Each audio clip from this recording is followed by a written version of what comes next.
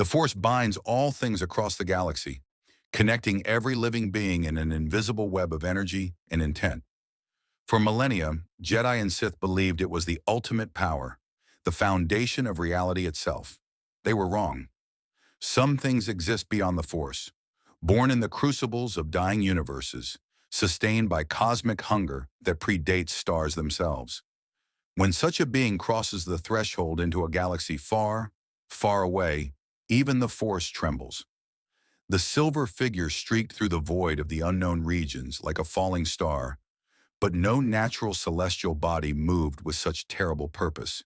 It twisted through asteroid fields without slowing, banked around gravity wells that should have torn it apart, and left a trail of shimmering energy that made nearby star charts flicker and fail. Chiss Ascendancy scouts tracking Imperial movements near their borders were the first to detect the anomaly. Their sensors screamed warnings about impossible energy signatures, readings that suggested a single entity possessed more power than their entire fleet's reactors combined. Commander Thras stood on the bridge of the Vigilant Dawn, his red eyes narrowing at the holographic display. "Enhance that trajectory," he ordered in Shun, the Chiss language. The tactical officer complied, and the projection zoomed forward, calculating the silver streak's path through known space. What they saw made even the disciplined Chiss crew exchange worried glances. "Commander," the sensor operator reported, her voice tight with controlled alarm. "The entity is decelerating. Projected destination, Copero. Copero, a garden world, 3 billion Chiss citizens, agricultural hub for the entire sector." Thras felt ice settle in his chest. Not fear, but the cold calculation of a military mind, recognizing a threat beyond conventional response. "Transmit emergency evacuation protocols to Copero immediately. All civilian transports to launch within the hour. Notify the Ascendancy Defense Fleet and—" He hesitated, weighing centuries of isolation against immediate necessity. "And broadcast a general distress signal, all frequencies, even Imperial channels." "Sir?" The communications officer looked shocked. The Chiss didn't ask the galaxy for help. "Do it. Whatever that thing is, it concerns more than just us." The silver figure began to slow as it approached Copero's orbit, and for the first time, the Chiss sensors captured a clear image. It appeared humanoid, vaguely, but rendered in gleaming metallic chrome that reflected starlight in hypnotic patterns. It rode upon a sleek board that hummed with the same energy signature as its master, defying every known principle of propulsion. As the figure came to a complete stop above Copero's northern hemisphere, space itself seemed to ripple around it like disturbed water. Then it spoke, and its voice carried across the void through means no scientist could explain, reaching every ship, every station, every communications array within 3 light years. "I am the herald of Galactus, devourer of worlds. I bring warning to the inhabitants of this galaxy." The voice was neither male nor female, neither cruel nor kind, simply inevitable, like gravity or entropy. "My master comes. He hungers. This world has been chosen. Evacuation is permitted. Resistance is futile. You have 6 of your planetary rotations to flee before the feeding begins." The message repeated in every language simultaneously. Basic, Chion, Hutus, Droid Binary, even Ancient Sith, and High Galactic. It bypassed translation matrices, speaking directly to the mind in whatever form would be understood. Across the unknown regions, from the Chiss Ascendancy to the furthest Imperial outposts, sensors detected the impossible, a gravitational anomaly forming in deep space, moving toward the galaxy at speeds that made hyperspace seem pedestrian. Galactus was coming. On the secret rebel base on Hoth, newly established and still under construction, Admiral Akbar studied the intercepted transmission with mounting horror. "A world eater? Is this some new Imperial superweapon?" Around the command center, rebel personnel worked frantically to verify the message's authenticity, cross-referencing with spy networks and sympathetic Imperial sources. "I don't think so, Admiral," said a Bothan intelligence officer, his fur rippling with agitation. "We're receiving reports from 17 different sectors, all reporting the same message, the same energy signature. Whatever this is, it's bigger than the Empire. The Imperial communications we've decrypted show they're as surprised as we are. Simultaneously in the Emperor's throne room on Imperial Center, the planet once called Coruscant, Palpatine sat motionless on his elevated seat, yellow eyes half closed in deep meditation. He had felt it hours before any sensors detected it, a wrongness in the Force, like a blank spot where living energy should flow. No, not blank, absent, as if something so massive existed that it created a shadow in the Force itself, the way a planet blocks starlight. Master! Darth Vader's imposing form knelt before the throne, his mechanized breathing the only sound in the vast chamber. I sense it as well, a disturbance unlike any before. Yes, my apprentice. Palpatine's voice was soft, almost wondering, an unusual tone for the Dark Lord of the Sith. Something comes that does not touch the Force, not light, not dark, simply other. His withered fingers tapped the armrest thoughtfully. Send probe droids to the unknown regions. I would see this Galactus for myself and prepare the executor. If this entity threatens my empire, it will learn that the dark side grants power beyond its comprehension. But even as he spoke with his usual confidence, Palpatine felt something he hadn't experienced in decades: uncertainty. The Force showed him fragmented visions, worlds consumed by violet light, his carefully constructed empire reduced to irrelevance, and a towering figure so vast it made Death Stars look like children's toys.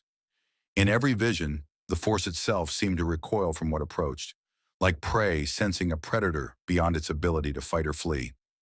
On Koparo, the evacuation had already begun.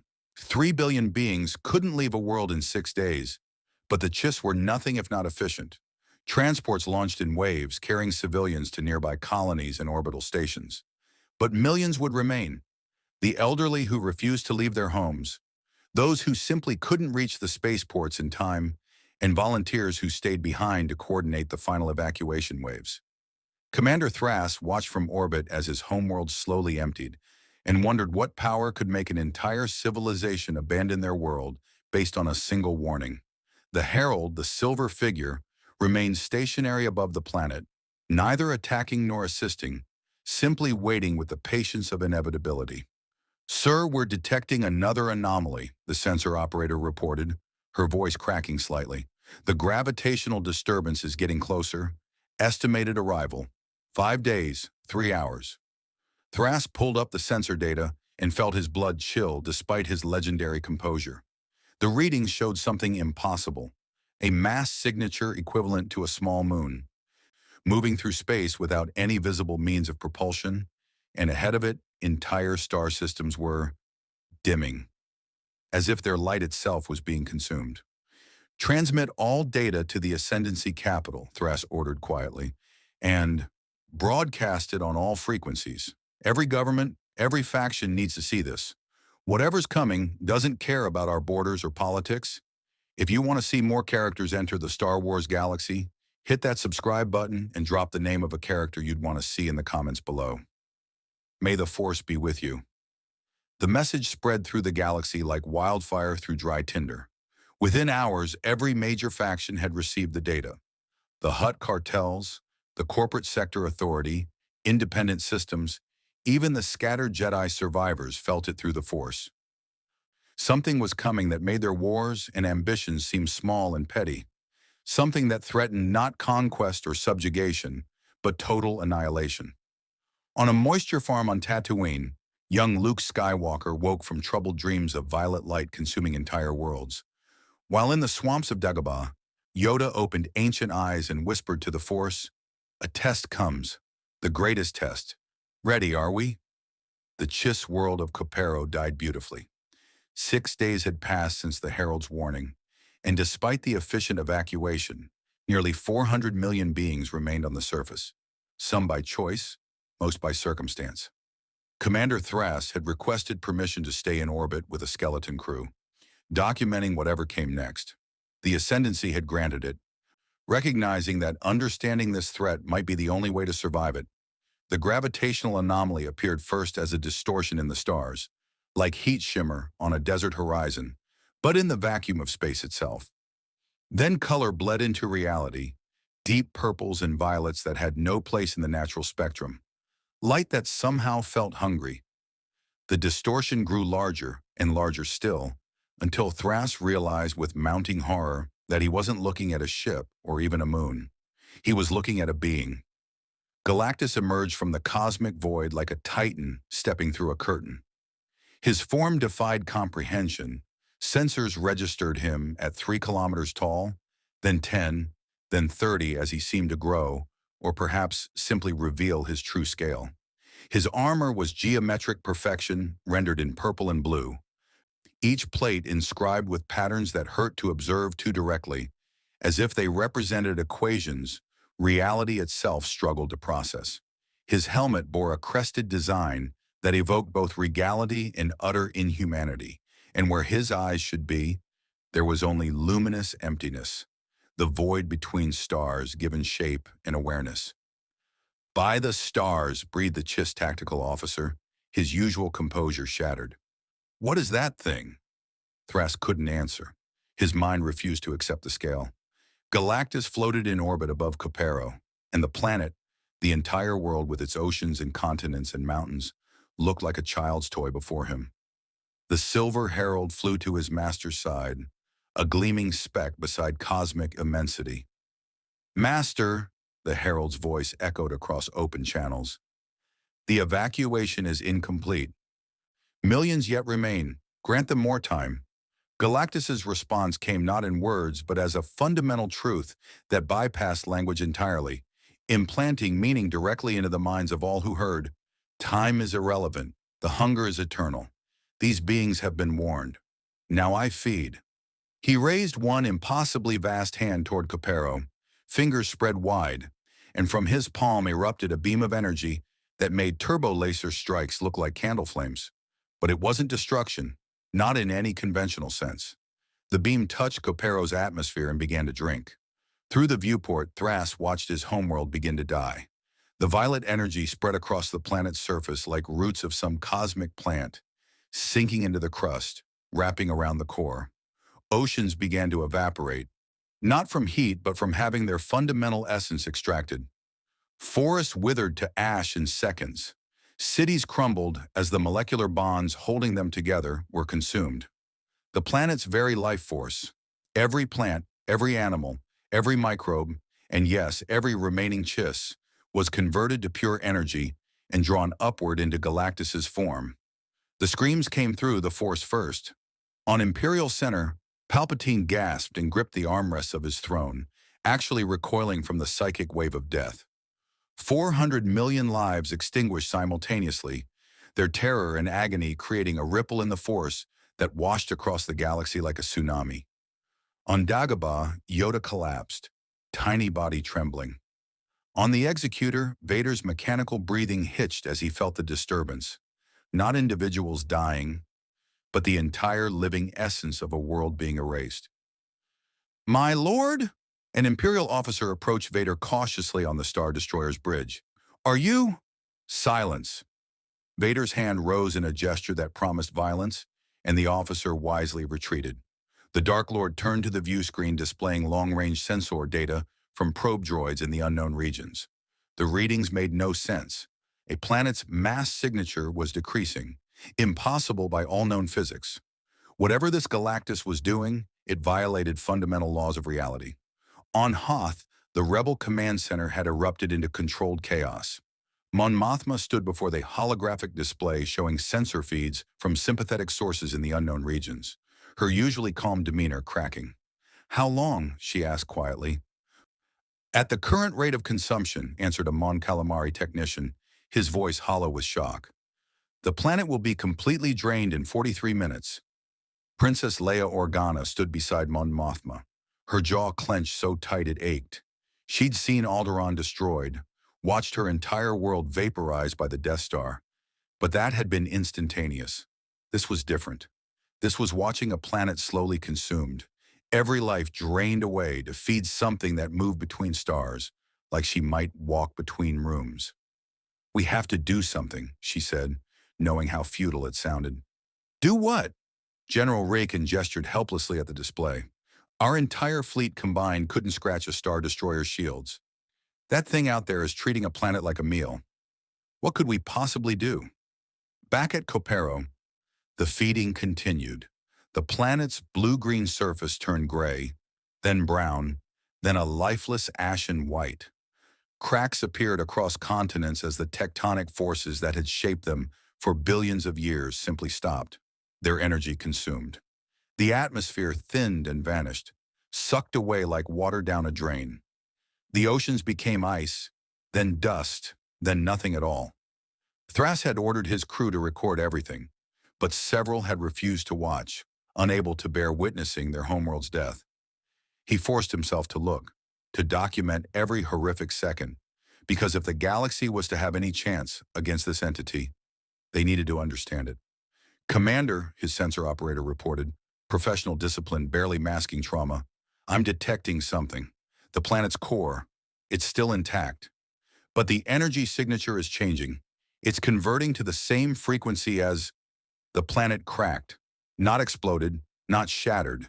Simply came apart like a piece of overripe fruit falling from a tree, revealing the energy-drained core within. And that too began to dissolve, its mass converted to pure power that flowed into Galactus like water into a reservoir. When it was over, 43 minutes after it began, Copro no longer existed. In its place floated a field of lifeless debris, rock and metal stripped of every trace of energy, cold and dead in a way that went beyond mere physics. Even the ambient radiation one would expect from a planetary catastrophe was absent. Galactus had consumed everything down to the last photon. The cosmic entity floated silent in the void for a long moment, violet energy crackling across his armor as he metabolized the planet's essence. Then his head turned, surveying the galaxy spread before him with the casual interest of a man examining a buffet. The Silver Herald approached him again, hovering near that incomprehensible face. Master, will you move on from this galaxy? Surely other dimensions offer... No. The word resonated across space itself. This galaxy is rich. The energy here is different, flavored with something I have not tasted before, a pervasive field that connects all living things. Galactus's attention focused on a region of space parsecs away, toward the galactic core where the force ran strongest. There, I sense concentrated life, trillions of beings on a single world. That shall be my next feeding ground. The Herald's metallic surface rippled with distress. Master, that is Coruscant, the capital of this galaxy's dominant empire. They will resist. All species resist. All species fall. Prepare the way, Herald, and inform this empire that their capital world has been selected. Let them evacuate if they wish. The hunger does not discriminate between the willing and the defiant. On the Executor, Vader's comm panel lit up with an incoming transmission on an open frequency.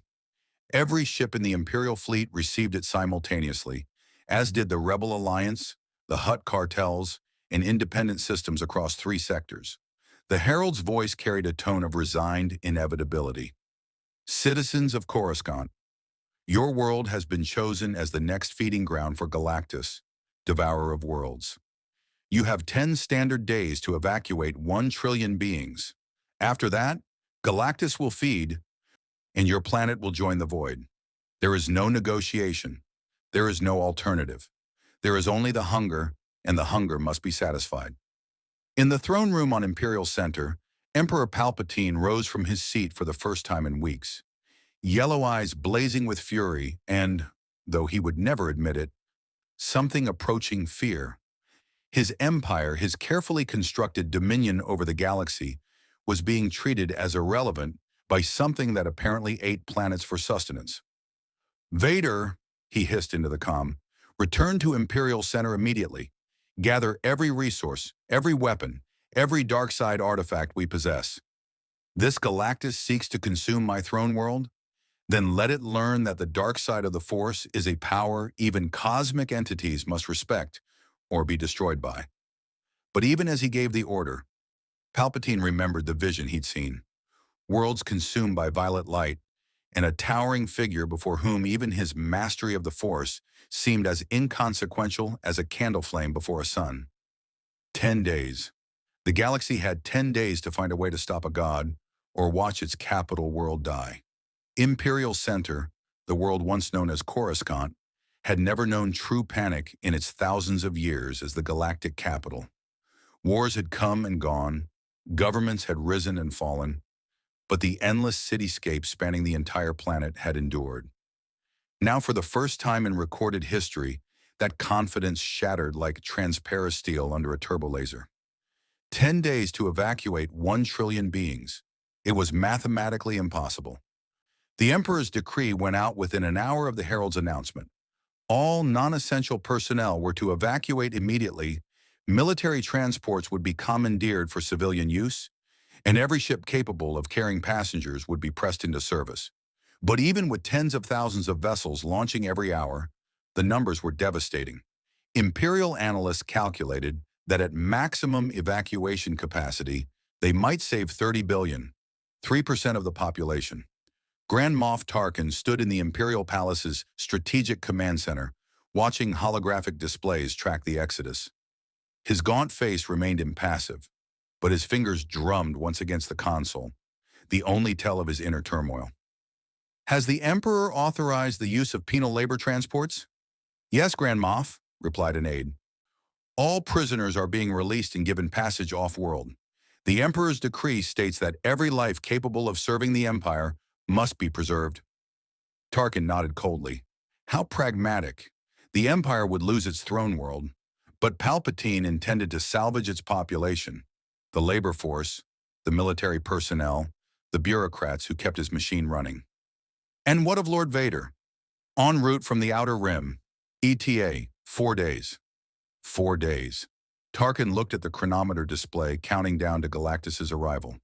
6 days would remain after Vader arrived. 6 days to accomplish what seemed impossible. Stop an entity that consumed planets as casually as humans breathed. In the lower levels of Imperial Center, where the sun never reached and the city's forgotten masses lived in perpetual twilight, the evacuation looked very different. Riot police struggled to maintain order as millions surged toward spaceports, many of which had been sealed to prioritize essential Imperial personnel. A mother clutched 2 children, trying to push through the crowd toward a transport that was already overladen and pulling away. An elderly Rhodian sat against a wall, having given up on escape, simply waiting for the end.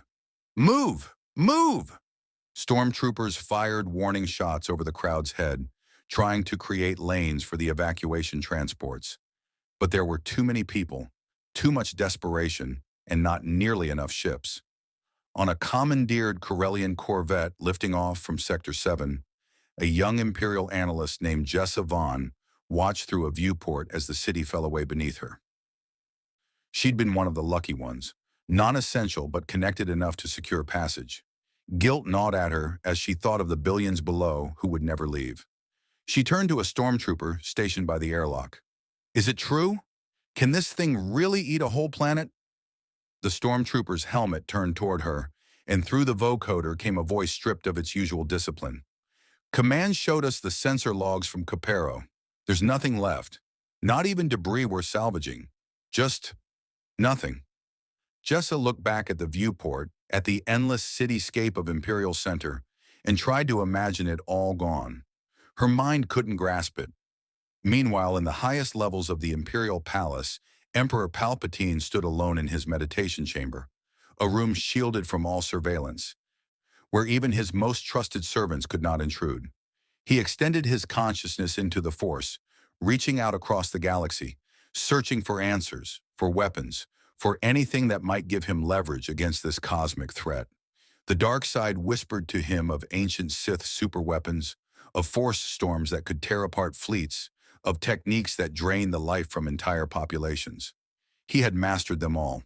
But as his mind touched the approaching presence of Galactus, he felt something that made his withered heart skip. Absolute emptiness.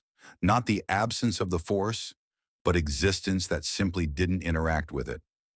Galactus moved through reality like a hole in fabric, and the Force flowed around him without ever touching. How do you kill something the Force cannot touch? Palpatine murmured to the darkness. The dark side offered no answer, only hungry whispers of power that seemed suddenly inadequate. A chime interrupted his meditation, the signal reserved for only the most critical communications. Palpatine straightened his robes and activated the holographic receiver. The blue-tinted image of Darth Vader appeared, still aboard the Executor. My master, I have consulted the Sith archives aboard my vessel. There are records of similar entities from the time of the ancient Sith Empire. Palpatine leaned forward with interest. Explain. During the reign of Darth Vitiate, Sith explorers in the unknown regions encountered what they termed Void Walkers, beings that existed outside the Force's influence. The records are fragmentary, but they describe rituals that could bind such entities, force them to interact with the Force against their nature. Vader's mechanical breathing punctuated his words. The ritual requires immense power, multiple Sith Lords working in concert, and a focal point strong in the dark side. And the Jedi are all but extinct, Palpatine mused. Where would we find Force users sufficient for such a working? His yellow eyes gleamed with calculation. Unless we use the planet itself. Imperial Center sits atop ancient Jedi temples, layer upon layer of Force-strong sites buried beneath the cityscape. If we could tap into that accumulated energy, it would require sacrifices, Master. Living beings, strong in the Force, their life energy channeled into the ritual. Palpatine smiled, a thin, cruel expression. Then it is fortunate we have inquisitors. And certain political prisoners whose executions can serve a greater purpose. He raised a hand, forestalling Vader's response. Make haste to Imperial Center, my apprentice. We have preparations to make. This Galactus will learn that the dark side grants power beyond his comprehension, or he will become fuel for our ascension.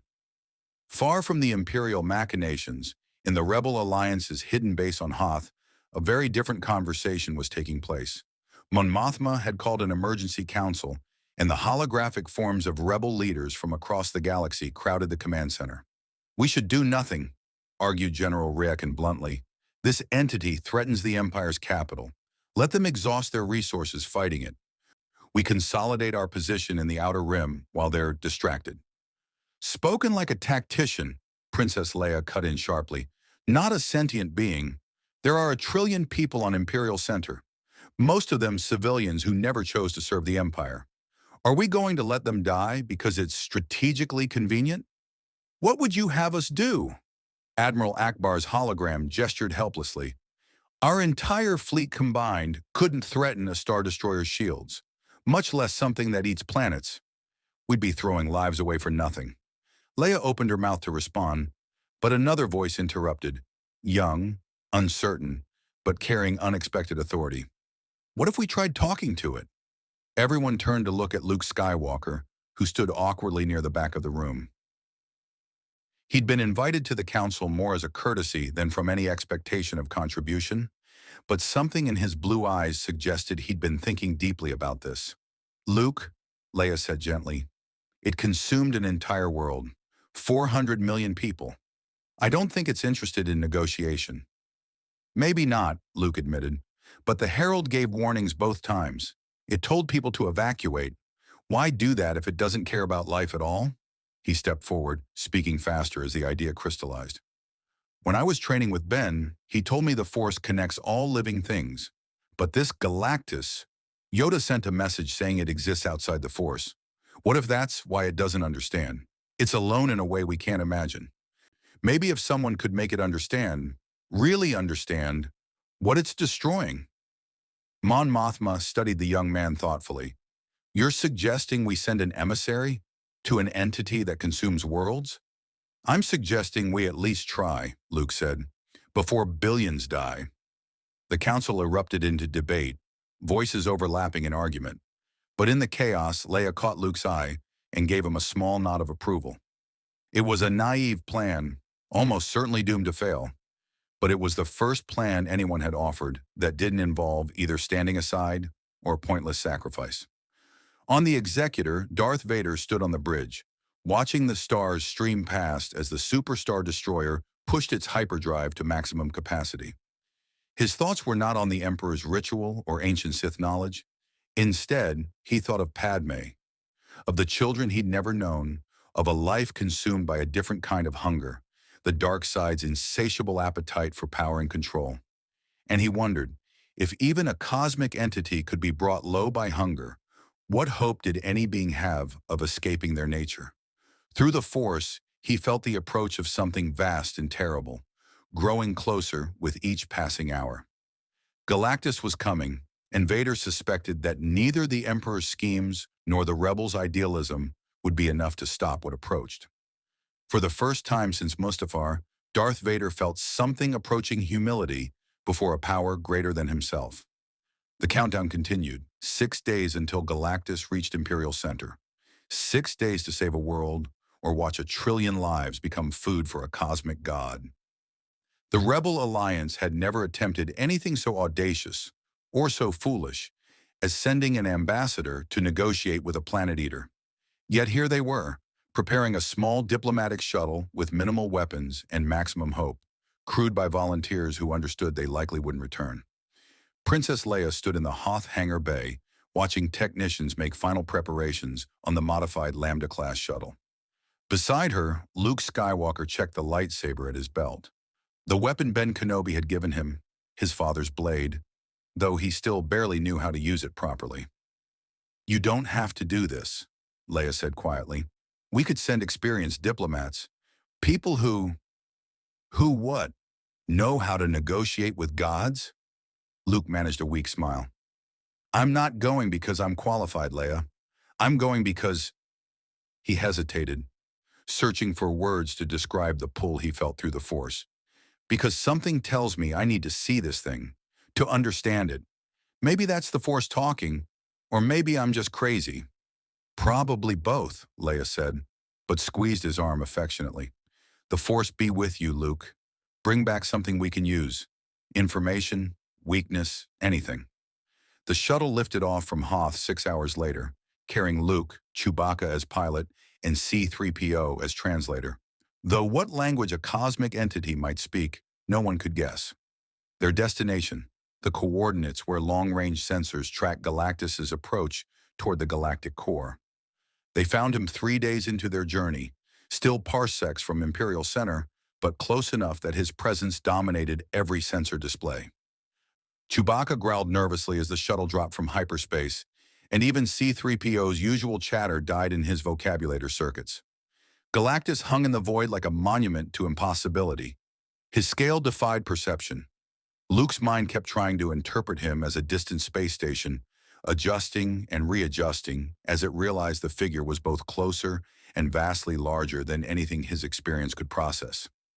The cosmic entity's armor gleamed with inner light, purple and blue energies swirling across surfaces inscribed with geometric patterns that hurt to observe directly. "Oh my," C-3PO managed weakly. "I don't believe my translation matrix is equipped for this situation." Luke reached out through the Force, trying to sense the being before them. It was like reaching into a void, not darkness like Vader's presence, but absolute absence. Where Galactus existed, the Force simply wasn't. Yet around that absence, the Force itself seemed to bend and warp, like space around a black hole. The Silver Herald appeared from behind Galactus's vast form, streaking toward their shuttle with alarming speed. Luke tensed, hand moving to his lightsaber, but the Herald stopped just outside visual range, close enough to be clearly visible, but far enough to show no immediate hostility. "Small vessel," the Herald's voice came through their comm system. "State your purpose. You approach Galactus with neither weapons nor cargo. Are you offering yourselves as tribute?" Luke leaned forward to the comm panel. "No, we come as emissaries, from the Rebel Alliance and from all the people of this galaxy who just want to live. We'd like to speak with Galactus. To understand." A long silence followed. Then, "You wish to understand? Beings always wish to understand. After their worlds are selected, never before. But my master is curious about this galaxy. The energy here tastes different from any he has consumed. Very well. Approach, but be warned. Galactus's presence is overwhelming to mortal minds. Many who stand before him cannot bear the sight. Chewbacca growled a question, and Luke nodded grimly. Take us in, slow and steady. As the shuttle approached, Galactus's head turned toward them, a movement that should have been imperceptible at that scale, but somehow drew the eye irresistibly. His helmet's crest caught starlight in impossible ways, and where his eyes should be, there was only luminous emptiness that seemed to contain entire galaxies being born and dying. Then he spoke, and reality itself bent around the words. Why do you come before Galactus? It wasn't sound, not exactly. The communication bypassed audio entirely, resonating directly in Luke's mind, in his bones, in the very midi-chlorians that connected him to the Force. Luke gasped, feeling as if the words were being carved into his consciousness.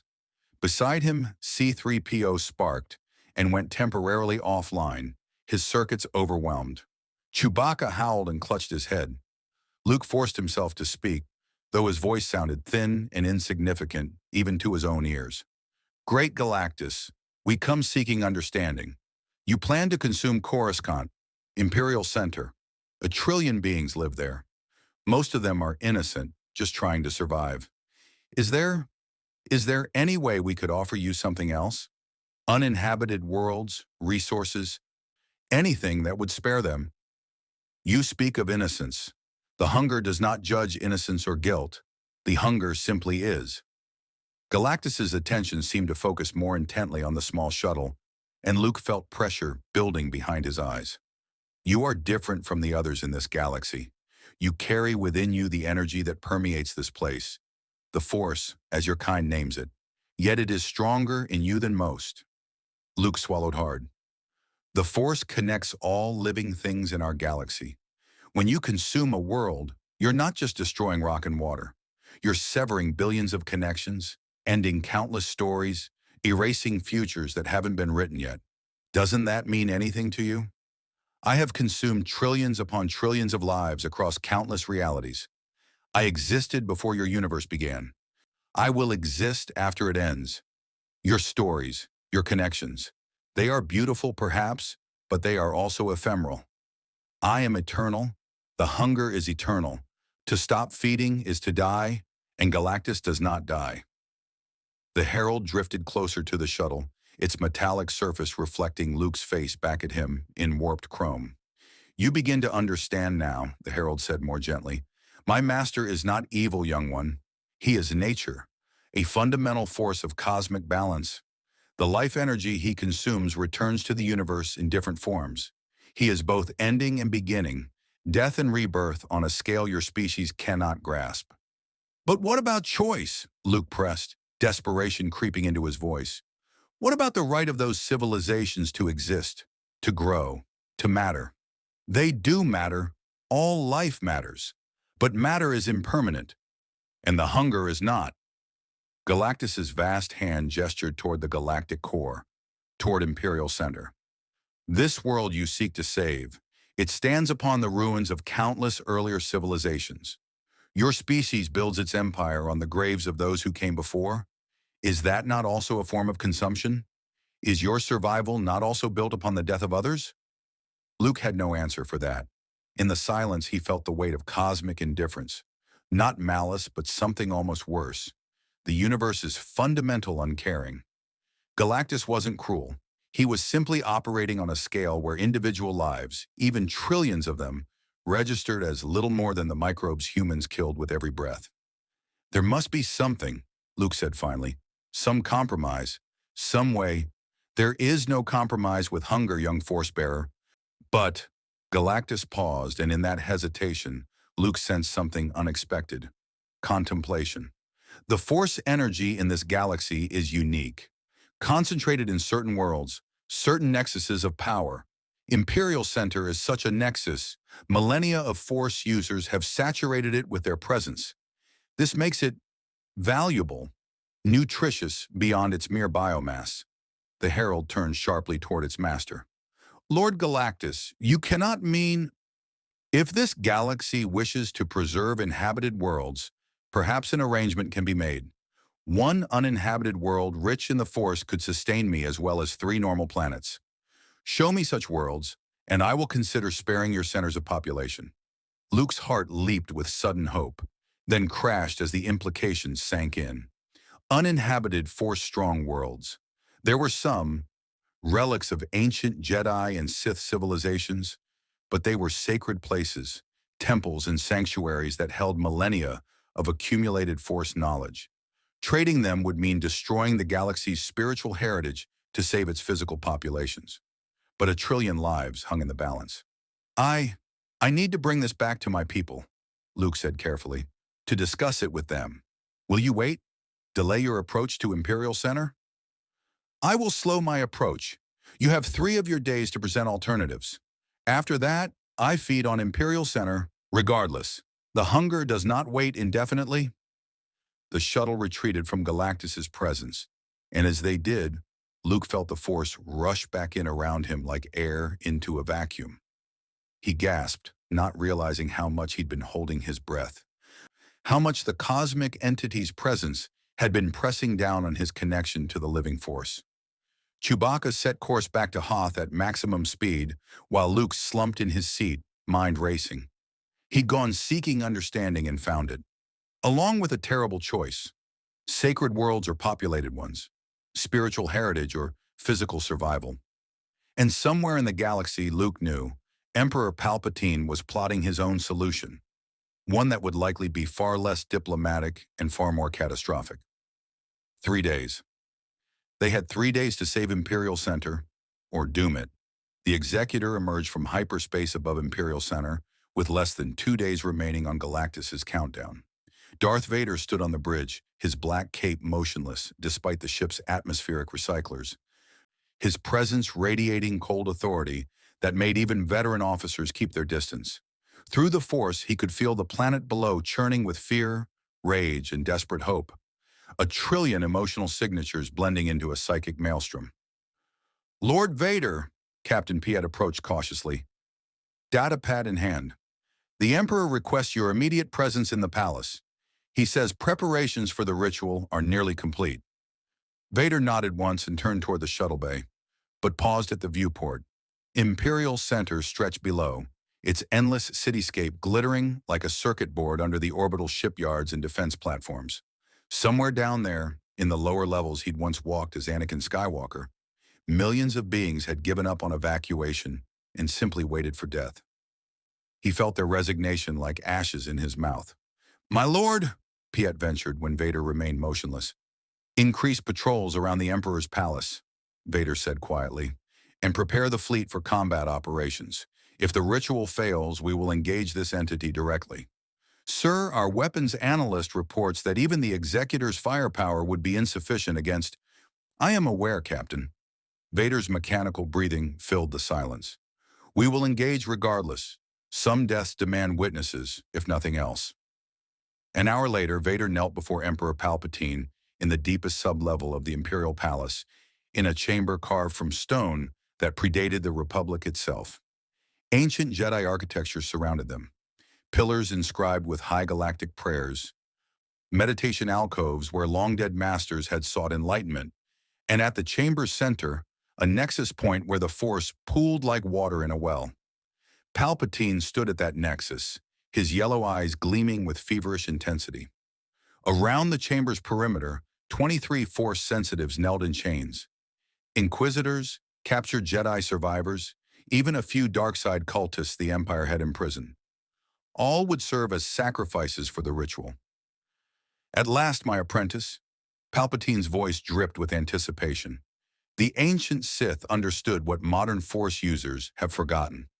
The Force is not merely an ally to be consulted, but a tool to be wielded, bent, broken if necessary.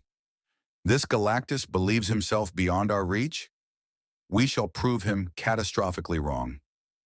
Vader rose, surveying the preparations with growing unease. Master, the ritual described in Vitiate's archives required 12 Sith Lords working in concert. We are only 2. True, Palpatine conceded, but we stand upon a nexus that has accumulated Force energy for 25,000 years. And we have these... He gestured to the chained Force sensitives. Their lives, their connection to the Force, will be channeled through us and into the binding. When Galactus arrives to feed, he will find himself trapped, forced to interact with the Force, vulnerable to our assault. And if the ritual fails? Palpatine's smile was terrible to behold. Then we die, along with everyone else on this world. But I do not intend to fail, Lord Vader. I did not claw my way from obscurity, orchestrate the fall of the Jedi Order, and build an empire spanning the galaxy only to be consumed by some cosmic vagrant. Begin the preparations. We start when Galactus enters orbit. While the Sith prepared their dark working, the Rebel shuttle carrying Luke Skywalker landed on Hoth in the midst of a crisis council. Luke had transmitted his report during the return journey, and the implications had sent shockwaves through Alliance leadership. Now he stood before the assembled leaders, exhausted and still shaken from his encounter with Galactus. Sacred Force nexuses? Mon Mothma repeated, her elegant features drawn with stress. You're saying this entity will spare populated worlds if we give it uninhabited Force-strong planets? That's what he implied, Luke confirmed. But I think there's more to it. When I was close to him, I felt curiosity, like he's never encountered anything like the Force before, and he wants to understand it, even if that understanding means consuming it. Admiral Akbar studied a holographic star chart displaying known Force nexuses. Ossus, Ilum, Tython, Moraban. These are legendary worlds, repositories of Jedi and Sith knowledge dating back millennia. Some are already lost to us, destroyed or inaccessible. But others, he highlighted several systems. These could theoretically be offered. We'd be destroying our spiritual heritage, objected a Bothan counselor. Everything the Jedi stood for, all their accumulated wisdom, just given to this creature to devour? Leia leaned forward. As opposed to letting 1,000,000,000,000 beings die on Imperial Center? Yes, I'd make that trade. I'd make it 1,000 times over. Easy for you to say, snapped a Sullustan representative. The Empire destroyed your world. Why should you care if theirs burns? The room erupted into argument, voices overlapping in accusation and counter-accusation. Luke watched the rebellion fracture along the same fault lines that had always threatened it.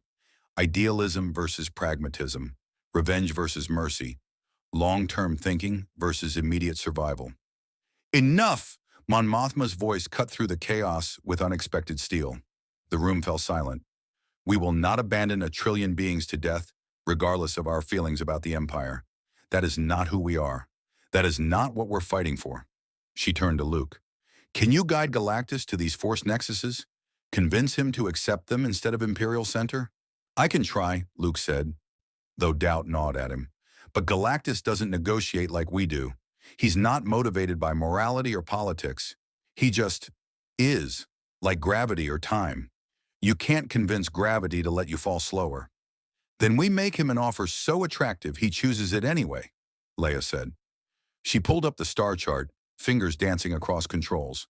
Elam, a frozen world, uninhabited, saturated with kyber crystals that resonate with the Force. The Empire's been mining it, but most of the planet remains intact. If Galactus consumes Force energy, Ilum would be like a feast compared to a meal.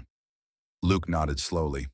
It might work, but we'd need to get word to him fast. And, he hesitated, the Emperor, he's planning something. I could feel it through the Force when we passed near Imperial Center. Something dark and terrible, gathering in the planet's depths.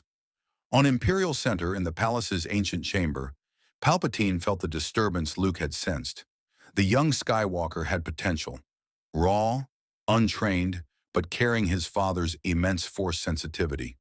The Emperor filed that information away for future use, assuming any of them had a future beyond the next 2 days. My lord, Vader intoned, I sense rebel ships approaching the system. A single vessel, transmitting on open frequencies. Palpatine's lips curled in interest. Let them broadcast. I would hear what the rebellion thinks it can offer a god. The transmission came through on every frequency, from every Imperial relay station, broadcast across the entire sector. Galactus, devourer of worlds. This is Luke Skywalker of the Rebel Alliance. We have found what you seek, A world rich in the Force, uninhabited, yours to consume without the death of billions. The planet Ilum in the unknown regions. Its Kyber crystal caves amplify Force energy a thousandfold. One such world could sustain you far better than populated planets ever could. Please consider this offering. Spare Imperial Center, and we will guide you to greater sustenance than you've ever known in this galaxy. In the void beyond the system's edge, Galactus paused in his approach. The herald flew to his master's side, waiting for judgment. For a long moment, an eternity for the billions watching sensor displays across the galaxy, there was no response. Then, this offer intrigues me. Ilum. Yes, I sense it now. A crystalline world, resonant with the energy you call the Force. It would indeed provide substantial nourishment. Another pause, and Luke's heart soared with hope. But it is insufficient. One such world delays my hunger, not sates it. I will consume Ilum, and then I will consume Imperial Center as planned. Both worlds will feed the hunger. Both worlds will become part of Galactus. Luke's hopes shattered like glass. He'd gambled everything on appealing to Galactus's pragmatism, on offering him something better. But he'd misunderstood the fundamental truth. Galactus wasn't choosing between options. He was simply adding Ilum to his menu. On Imperial Center, Palpatine laughed, a sound like breaking bones. Did you hear that, Lord Vader? The rebellion thinks it can negotiate with the inevitable? How delightfully naive. He raised his hands and dark side energy began to crackle between his fingers. No matter. Let them offer their sacred worlds. Let Galactus gorge himself on Jedi relics. When he comes for Imperial Center, he will find the dark side waiting, and we will feast on him. The countdown resumed. 31 hours until Galactus reached Ilum. 43 hours until he arrived at Imperial Center. The galaxy held its breath, caught between desperate hope and certain doom, while in the depths of the Imperial Palace, ancient evils stirred in preparation for a battle that would determine whether gods or mortals ruled the cosmos. Ilum died in silence. The frozen world had orbited its star for billions of years, its surface carved with ancient Jedi temples and its depths honeycombed with Kyber crystal caves that sang with the Force. Generations of younglings had journeyed here to find their lightsaber crystals, walking through ice caverns where the living Force crystallized into glowing gems. It was sacred ground, a monument to the Jedi Order's millennia of service and sacrifice. Now it would become nothing. Luke watched from the rebel shuttle, positioned at a safe distance per the Herald's instruction. Safe, as if any distance could truly be safe from what approached. Galactus materialized from hyperspace with none of the light-speed flash of normal vessels. He simply appeared, reality folding around him like a curtain being drawn aside, his cosmic form towering over Ilum like a titan regarding an insect. "He's beautiful," Luke whispered, and immediately felt ashamed of the thought. But it was true. There was something terrifyingly magnificent about Galactus, the way a supernova was beautiful even as it incinerated everything around it. His armor caught Ilum's pale sunlight and transformed it into cascades of purple and blue radiance that painted the ice world in alien colors. Chewbacca growled uneasily, and C-3PO, only recently rebooted after his previous encounter, remained uncharacteristically silent. Galactus extended both hands toward Ilum, and from his palms erupted the same violet energy Luke had seen in the sensor logs from Capero. But this time, he was close enough to feel it through the Force, and what he felt made his blood run cold. The Kyber crystals screamed. Every Force-sensitive crystal in Ilum's crust resonated with agony as Galactus's energy touched them. They weren't alive in any conventional sense, but they were connected to the Force, attuned to it across eons. As the cosmic entity began to feed, those connections severed one by one, each a tiny death that rippled through the Force like shock waves through water. Luke gasped and nearly collapsed, feeling thousands, millions of those minute deaths cascading through his nascent Force sense. On Dagobah, Yoda cried out and fell from his meditation seat. On the Executor, Darth Vader's breathing hitched as he felt an entire world's worth of Force energy being ripped away and consumed. Even Palpatine, deep in his dark preparations, faltered momentarily at the sensation of such vast spiritual devastation. The feeding took only 17 minutes, faster than Capero, because Ilum's biomass was minimal. What Galactus consumed was pure force energy crystallized over geological timescales. The planet's surface cracked as the Kyber caves collapsed, the crystals themselves dissolving into raw energy that flowed upward in violet streams. Ancient Jedi temples, carved from ice over thousands of years, crumbled to powder. The planet's force signature, once a blazing beacon visible across the galaxy, dimmed, flickered, and went dark. When it was over, Ilum remained physically intact but spiritually dead, a frozen ball of rock and ice, stripped of everything that made it significant, emptied of the force like a body drained of blood. Sensors would still register it as a planet, but to anyone force-sensitive, it might as well not exist at all. The Herald approached Luke's shuttle, its chrome surface reflecting the dead world behind it.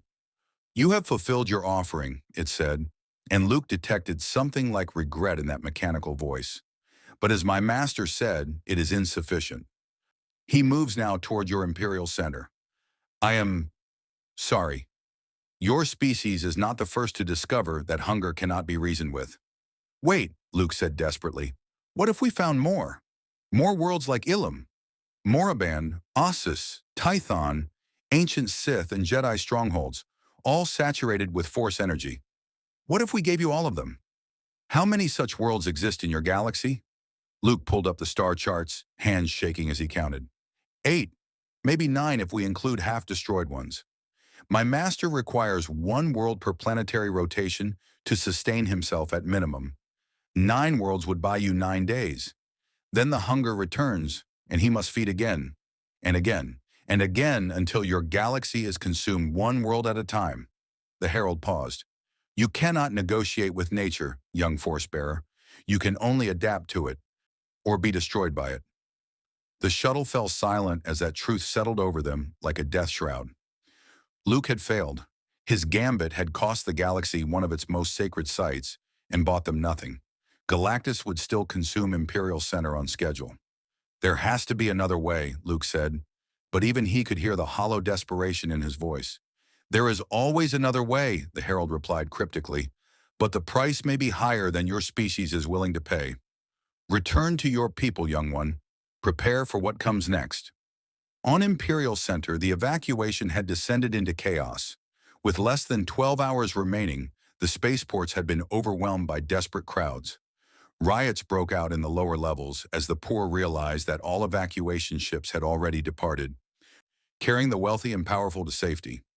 Stormtroopers fired into crowds, not to kill, but to drive them back from blocked access tunnels.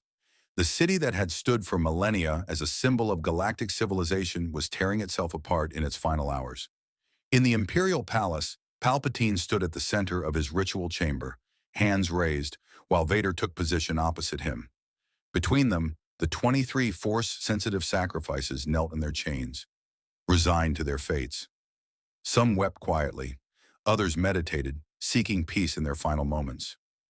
One Inquisitor, a former Jedi who'd turned to the dark side to survive Order 66, met Vader's gaze through his helmet and mouthed silent words. "Thank you." Vader looked away.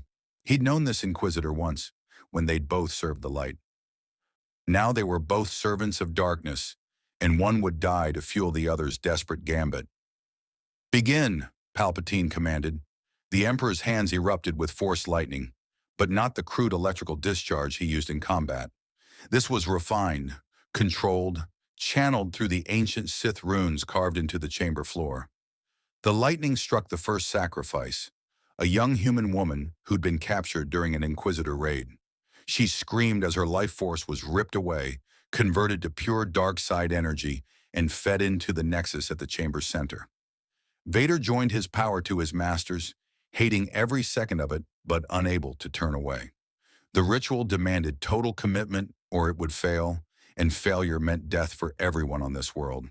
So he watched as the first sacrifice died, then the second, then the third, each death adding to the growing vortex of dark side power swirling in the chamber. The Force screamed in protest. This wasn't natural death or even murder.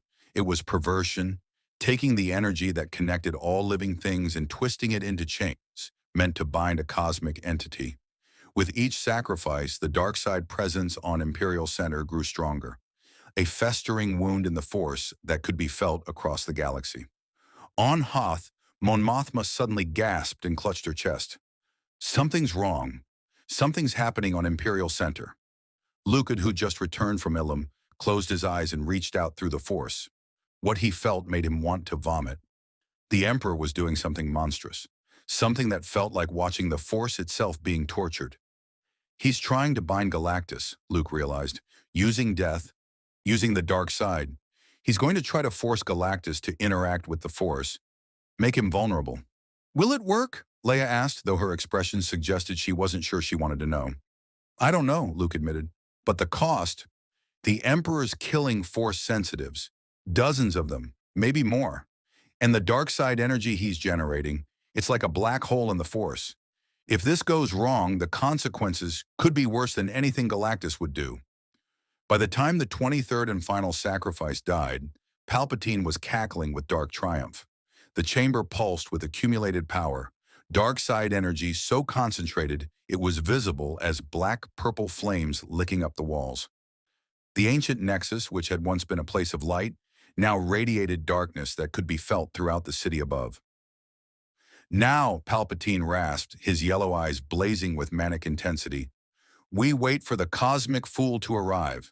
When Galactus enters orbit, when he lowers himself to feed upon my world, we spring the trap, we bind him to the force, and once bound, he becomes vulnerable, and once vulnerable.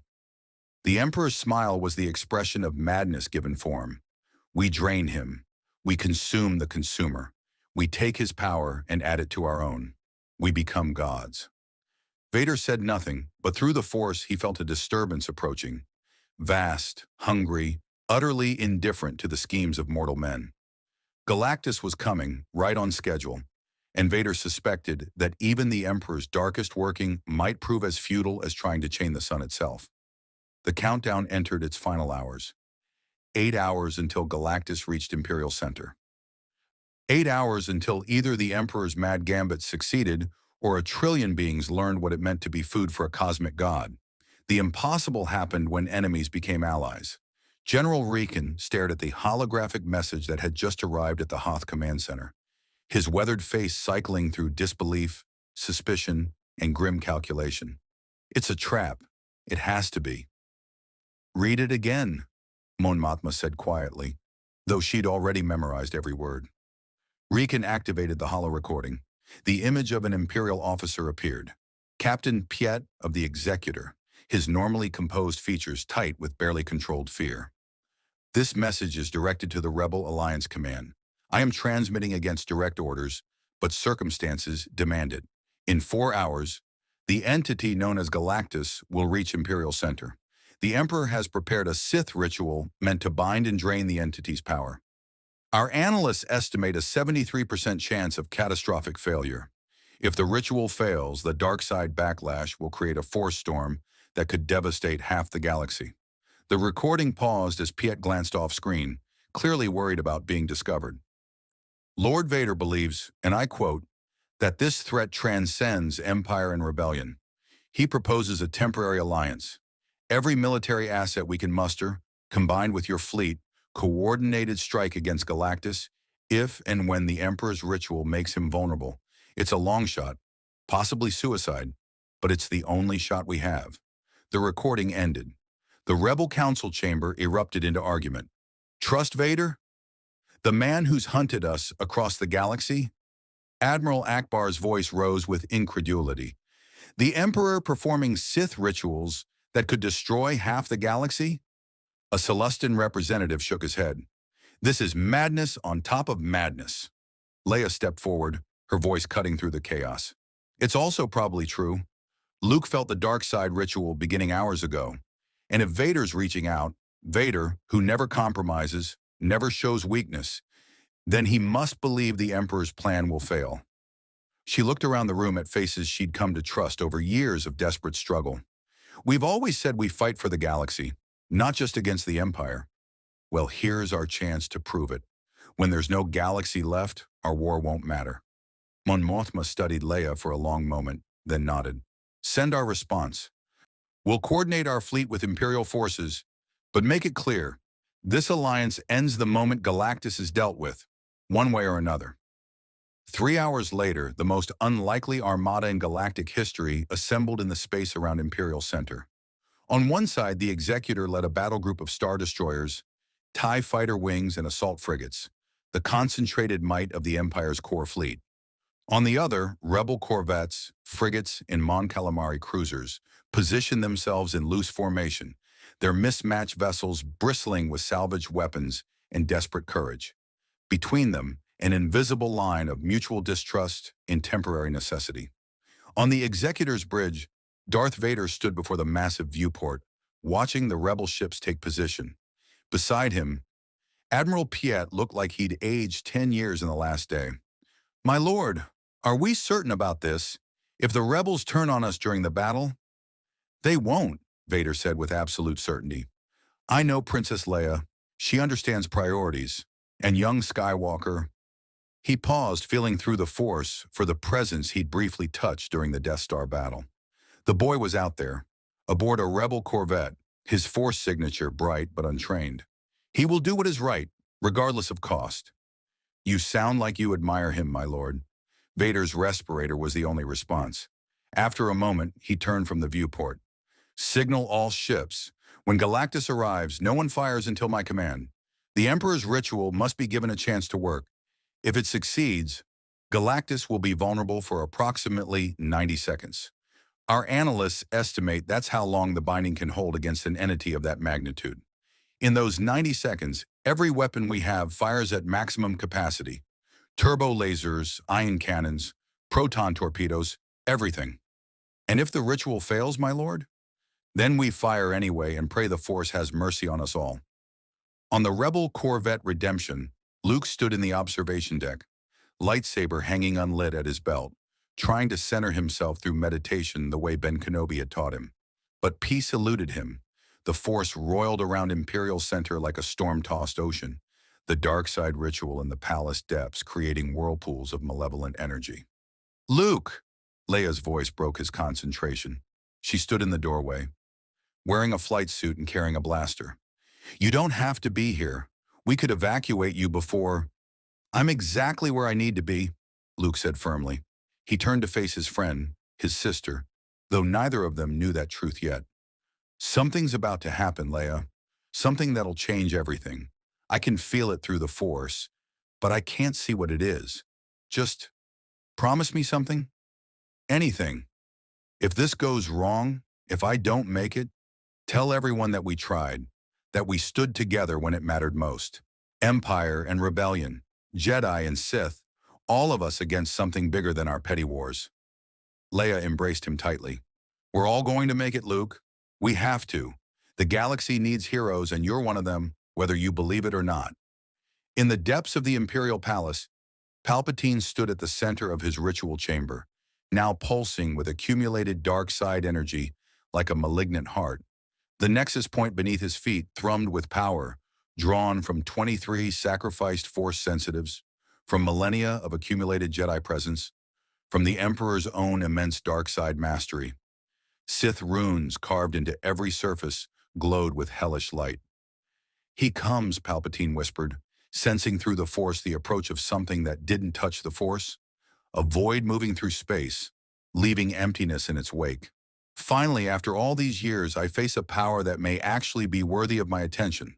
The Emperor raised his hands, and the ritual chamber's energy coalesced into visible chains of crackling darkness. They writhed like living things, hungry for something to bind, held in check only by Palpatine's iron will.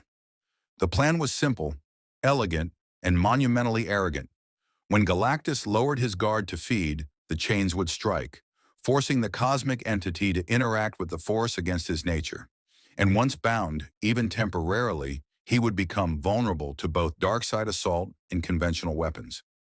It would work because it had to work, because Palpatine refused to accept that any power in the universe could surpass his own. The moment came with neither fanfare nor warning.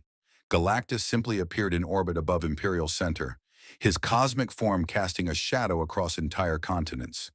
The fleets, Imperial and Rebel both, held their fire as ordered, every weapon trained on the towering entity, every crew member holding their breath.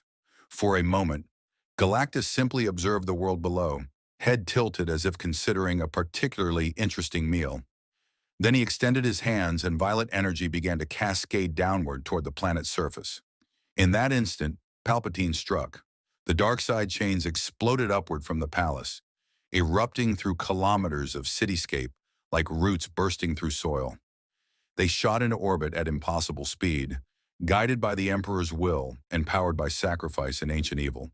They wrapped around Galactus's arms, his torso, his legs, spectral bonds of twisted force energy, attempting to constrain a cosmic god.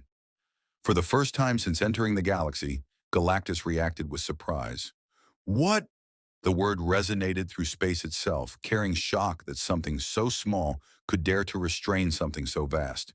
The chains tightened, and Galactus stumbled, actually stumbled, as the force he'd previously ignored suddenly gripped him with impossible strength. Now! Vader's voice roared across every fleet channel. All ships, open fire! The combined armada unleashed hell. Turbo-laser fire from dozens of Star Destroyers converged on Galactus's chest, each bolt carrying enough energy to vaporize a city block. Proton torpedoes streaked across the void in glittering swarms. Ion cannons pulsed with electromagnetic fury. The rebel fleet added their own firepower, lighter, less coordinated, but fired with desperate precision honed from years of fighting impossible odds. For 90 glorious seconds, it seemed like it might actually work. Galactus roared, a sound that transcended physics, that made reality itself vibrate. As the weapon's fire struck home, his armor cracked in places, revealing blazing cosmic energy beneath. The dark side chains held him in place, preventing him from teleporting away or phasing through the attacks. The herald screamed something in a language no one understood and dove toward its master, trying to shield him with its own chrome body. Then at second 87, everything went catastrophically wrong. Galactus stopped struggling against the chains. In the palace below, Palpatine felt a surge of triumph, until he realized the cosmic entity had stopped fighting because he'd figured out how the chains worked. Galactus understood the Force now, understood it in the way a biologist understands a virus, by being infected with it. And then he fed on it. The dark side chains, meant to bind and constrain, became conduits for consumption. Palpatine screamed as he felt the flow reverse. Energy that should have been draining from Galactus instead began rushing out of the Emperor, out of the ritual chamber, out of the very nexus of accumulated force power beneath Imperial Center. The cosmic entity had done more than break free from the binding. He'd adapted to it, learned to interact with the Force in the span of seconds, and now used Palpatine's own ritual as a straw to drink directly from the dark side itself. No! The Emperor's yellow eyes blazed with fury and terror as he felt millennia of accumulated power being siphoned away. This is impossible. I am the dark side incarnate. I am... You are sustenance! Galactus's voice carried a new quality now, resonance with the Force, as if by consuming it, he'd become part of it. The energy you call the dark side is rich, concentrated, delicious in its corruption. I understand now why this galaxy intrigued me. You have weaponized the very essence of life itself. The chains shattered, not from Galactus breaking them, but from them dissolving as their power was consumed. The cosmic entity grew brighter, his armor blazing with stolen dark side energy, mixing with his native power cosmic. Below in the ritual chamber, the ancient Jedi nexus, corrupted by Sith sacrifice and now drained by cosmic hunger, cracked apart. The palace foundations groaned as the Force nexus that had anchored it for 25,000 years simply ceased to exist. Vader felt it through his connection to his master, the Emperor's power draining away like water through a sieve. For the first time in decades, Palpatine's presence in the Force diminished, became almost mortal. The Dark Lord acted on instinct, breaking his meditation and running toward the throne room. If Palpatine fell, the Empire would collapse into civil war within days. Whatever Vader thought of his master's methods, the galaxy needed the order the Empire provided, especially now. In orbit, the fleet bombardment continued even as crews watched in horror as their target absorbed the dark side energy like a man drinking from a fire hose. Galactus spread his arms wide and the stolen force power radiated from him in waves that made sensors scream and force sensitives across the planet collapse. All ships, intensify fire, Admiral Piet ordered desperately. Target the cracks in his armor. The weapons fire continued, but it was like attacking a sun with snowballs.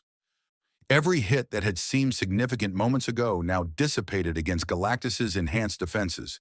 The power cosmic, already formidable, now augmented by dark side energy, made him effectively invulnerable to conventional weapons. On the Redemption, Luke doubled over as he felt the Force itself scream in agony. The Emperor's ritual had twisted the Force into chains, but Galactus consuming those chains was worse. It felt like watching a fundamental law of nature being violated, rewritten, corrupted beyond recognition. Luke! Leia grabbed his shoulders, steadying him. What's happening? He's eating the dark side, Luke gasped. The Emperor tried to bind him with Force energy, and Galactus just consumed it. He's learning, adapting. He's becoming part of the Force now, but wrong, twisted. The ship shuddered as a wave of energy washed over the fleet. Not an attack, more like the shock wave from a massive Force event.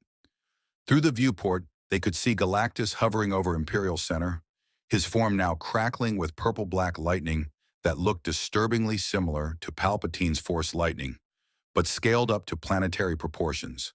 The Herald flew frantically between the fleet and its master, its chrome surface flickering with distress. Cease fire! You're only making him stronger. Every attack, every burst of energy, he's absorbing it all. You're feeding him. But stopping was easier said than done. Fleet commanders shouted conflicting orders. Some ships ceased fire immediately. Others, caught in the momentum of battle or simply unable to accept the futility, continued their bombardment. The result was chaos, a fleet that should have been unified dissolving into scattered, uncoordinated responses. In the palace depths, Vader found Palpatine collapsed on the ritual chamber floor, ancient robes scorched and smoking. The Emperor looked diminished, withered even beyond his usual decrepit state. His yellow eyes had faded to a sickly amber, and when he tried to summon Force lightning, only faint sparks danced between his fingers. Master, Vader began, but Palpatine cut him off with a gesture. I underestimated him, the Emperor rasped, each word clearly painful. I thought I could bind him, control him, consume him. Instead, he consumed everything I built this ritual upon. 23 lives sacrificed, a nexus of power accumulated over millennia, all gone, all feeding that cosmic abomination. We must evacuate you from the planet, Vader said, already reaching for his comm to summon a shuttle. No. Palpatine struggled to his feet, leaning heavily on Vader's arm. I will not flee like a coward. If Imperial Center falls, let it fall with its Emperor still upon his throne. But Lord Vader, the old Sith's eyes gleamed with desperate cunning. There may yet be a way, not to kill him. I see now that's impossible with our resources, but to make him leave. How? By giving him exactly what he wants, more than he wants, by overfeeding him. Vader's mask tilted slightly, the only sign of his confusion. Elaborate. Palpatine's smile was ghastly. Galactus feeds on life energy, yes, on the Force itself, as he's now learned. But what if we gave him too much? What if we triggered a Force storm, a massive release of both light and dark side energy simultaneously, concentrated enough to overwhelm even his cosmic appetite? He would either be forced to retreat or be destroyed by the very thing he consumes. A Force storm of that magnitude would devastate the entire core world's region, Vader said slowly. Billions dead, entire systems rendered uninhabitable. As opposed to Galactus consuming the galaxy world by world? Yes, apprentice. I am proposing we sacrifice the core worlds to save the galaxy. A harsh calculus, but necessary. Vader stood silent for a long moment, the mechanical rhythm of his breathing the only sound in the shattered chamber. Finally, what would such a ritual require? every force-sensitive being in the core worlds, channeling their energy simultaneously. Light and dark side users both, willingly sacrificing their connection to the Force to create a massive feedback loop. The storm would cascade across Galactus, forcing him to consume exponentially more energy than he's capable of processing. Even a cosmic entity has limits. The Jedi are nearly extinct. There are perhaps a dozen survivors we know of. Then we broadcast across every frequency. We tell them what we plan. We ask them to join us. Jedi, Inquisitors, Force sensitives who've hidden their entire lives. We ask them to come to Imperial Center and die together to save the galaxy. Palpatine's voice carried bitter irony. The ultimate unity of light and dark, achieved only in mutual annihilation. Above, Galactus had ceased his passive feeding and now actively reached toward Imperial Center's surface. His hands, each large enough to cradle continents, descended through the atmosphere, bringing violet energy that began to touch the city's upper levels. Buildings dissolved where the energy touched them, their matter converted to pure power and drawn upward. Luke felt it through the Force, millions of lives beginning to dim as the feeding started. "No," he whispered, then louder. "No!" He didn't think, didn't plan. He simply acted. Luke reached deep within himself, to the connection with the Force that Ben Kenobi had awakened, that Yoda had been training. He opened himself completely, becoming a conduit rather than a controller, and projected his consciousness across the void toward Galactus. "Stop!" The psychic shout carried the weight of every Jedi who'd ever lived, channeled through a boy who barely understood what he was doing. It carried the light side's fundamental nature: connection, compassion, the insistence that every life mattered. And impossibly, Galactus paused. His hands halted their descent, hovering kilometers above the cityscape. The cosmic entity's attention focused on the tiny rebel ship, on the equally tiny young human who dared to speak to him with such authority. "Curious, you are the one who offered Ilum. You sought to negotiate, to understand. You are different from the Dark One who attempted to chain me." Luke's consciousness floated in the void between his body and Galactus's awareness, a state of being he'd never experienced before. Everything felt fragile, temporary, as if reality itself was holding its breath. "You said you've consumed trillions across countless realities," Luke said, his mental voice somehow remaining steady. "Have you ever considered what you're destroying? Not just biomass and energy, but stories, potential, futures that will never be written?" "I have considered such things for eons beyond your comprehension." The answer remains the same. The hunger is eternal. Futures that never occur are merely abstract concepts. I am concrete. I am necessary. I am survival given form.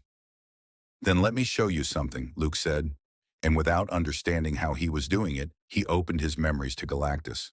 Not as a human would share stories, but as one Force user shares experiences with another.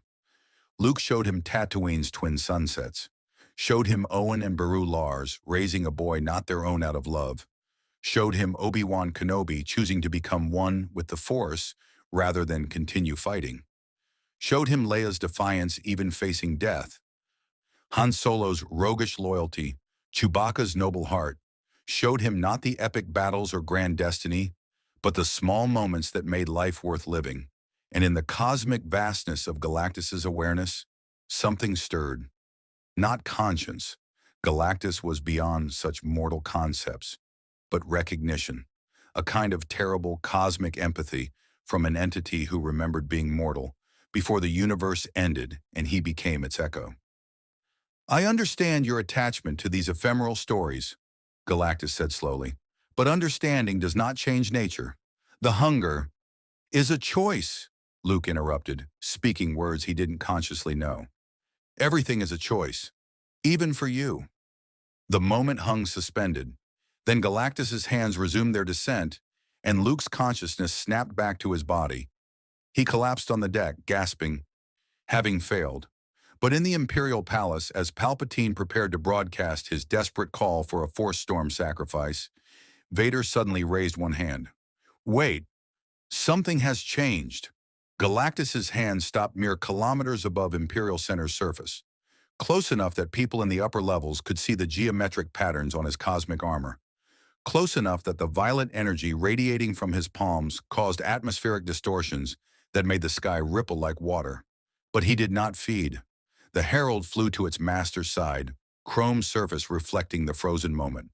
Master, the planet is before you. Why do you hesitate? The young force-bearer showed me something. Ephemeral moments. Stories that matter to beings who measure existence in decades rather than eons. Galactus's vast head tilted, studying the planet below with what might have been contemplation. I have consumed countless civilizations, but I have never truly considered what it means to them. The hunger demanded, I fed, cause and effect, simple as gravity. And now, Master? Now I wonder, if I am more than hunger, if I possess consciousness and will beyond base need, can I choose differently? In the palace, Palpatine felt the shift and snarled with frustration. He's wavering. That fool boy did something. The Emperor attempted to stand, to broadcast his Force-Storm proposal, but his depleted strength failed him. He collapsed back against the wall, yellow eyes blazing with impotent fury. Vader, however, made no move to assist. Instead, the Dark Lord reached out through the Force, feeling the moment's delicate balance. Young Skywalker had accomplished something neither Sith ritual nor military might could achieve. He'd made a cosmic entity pause and reconsider. To interrupt now would be to shatter that possibility like a carelessly dropped crystal. Master, Vader said quietly, perhaps we should wait. Wait, wait? Palpatine's voice cracked with rage. Every second that creature deliberates is another second my empire hangs by a thread. We must act. No, we must trust. The words felt foreign in Vader's mouth. Trust was not a concept Sith embraced lightly. But something in this moment reminded him of a time before the mask, before the darkness, when a young man named Anakin Skywalker believed that individuals could change the course of history through simple acts of compassion. Above, Galactus remained motionless. An entire fleet's worth of weapons still trained on him, but no longer firing. The silence stretched across space itself, pregnant with impossible possibility. Then Luke's voice came across all frequencies, weak but determined. Galactus, I can't stop you from feeding, but I'm asking, begging for you to choose mercy. Not because we've earned it, but because you can. Because being able to choose makes you more than just hunger. It makes you a person. A person! Galactus repeated the word as if tasting it. I was a person once. Galen of Ta, scientist, explorer, survivor of a dying universe. Then the cosmic egg transformed me, made me something more, something necessary to the balance of creation, but also something less. Something that forgot how to be anything but hunger. The cosmic entity slowly withdrew his hands from the planet's atmosphere. The violet energy dissipated. Across Imperial Center, billions of beings who'd been preparing for death felt a collective surge of desperate hope. Perhaps, Galactus continued, this galaxy's unique energy, this force that connects all life, has reminded me of what I lost. Or perhaps the young one's compassion has triggered something in my consciousness that eons of isolation had buried. The herald's surface rippled with what might have been relief. Then you will spare them, Master. I will consider alternatives. Galactus turned his attention to the broader galaxy, cosmic awareness sweeping across systems and sectors.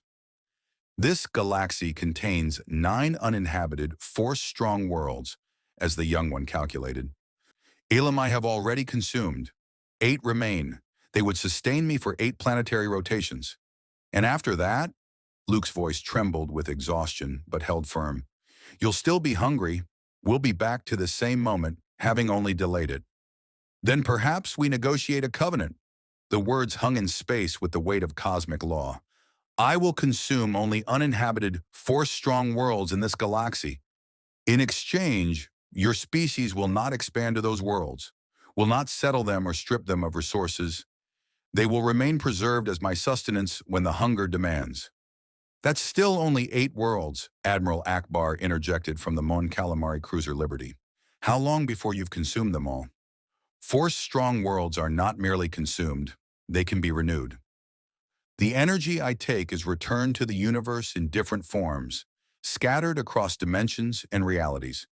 Given sufficient time, centuries by your reckoning, a world stripped of force, energy can regenerate, especially if your force users consciously channel energy back into depleted nexuses. In the palace, Palpatine struggled to his feet, leaning heavily on Vader. This is madness. We're negotiating with a creature that eats planets, agreeing to preserve worlds as his feeding grounds, as opposed to letting him consume inhabited worlds instead, Vader countered. This is the best outcome we could have hoped for, Master. Perhaps the only outcome that doesn't end in catastrophic loss of life. The Emperor's eyes blazed, but even his depleted state couldn't hide the calculating mind behind them. Palpatine was many things. Tyrant, manipulator, avatar of the dark side. But he wasn't stupid. 8 uninhabited worlds in exchange for sparing trillions of lives? Worlds that could eventually regenerate if Galactus's claim held true? It was a bargain any rational leader would accept. Very well, Palpatine said, though the words clearly tasted like ash. Lord Vader, broadcast our agreement to this covenant. But before Vader could respond, another voice cut across all channels. Mon Mothma from the Rebel Alliance. The rebellion also agrees to these terms. 8 worlds, Moraban, Ossus, Tython, Korriban, Ziost, Droman Kas, Malachor V, and Exegol, shall remain untouched by colonization or resource extraction. They will be preserved as neutral ground, sacred to the Force, and reserved for Galactus's sustenance. Galactus's head tilted, as if listening to something only he could hear. The Force itself resonates with this agreement. Light and dark, Jedi and Sith, Empire and Rebellion, all united in this covenant. Very well. I, Galactus, devourer of worlds, swear by the power cosmic and the Force that now flows through me. I will consume only these designated worlds in this galaxy. No inhabited planet will fall to my hunger, so long as this covenant is honored. The words resonated through the Force itself, becoming more than a promise, becoming a fundamental truth written into the fabric of reality. Every Force sensitive in the galaxy felt it simultaneously, a cosmic oath that carried the weight of universal law. Luke, still collapsed on the Redemption's deck with Leia supporting him, managed a weak smile. We did it. We actually convinced a god to show mercy.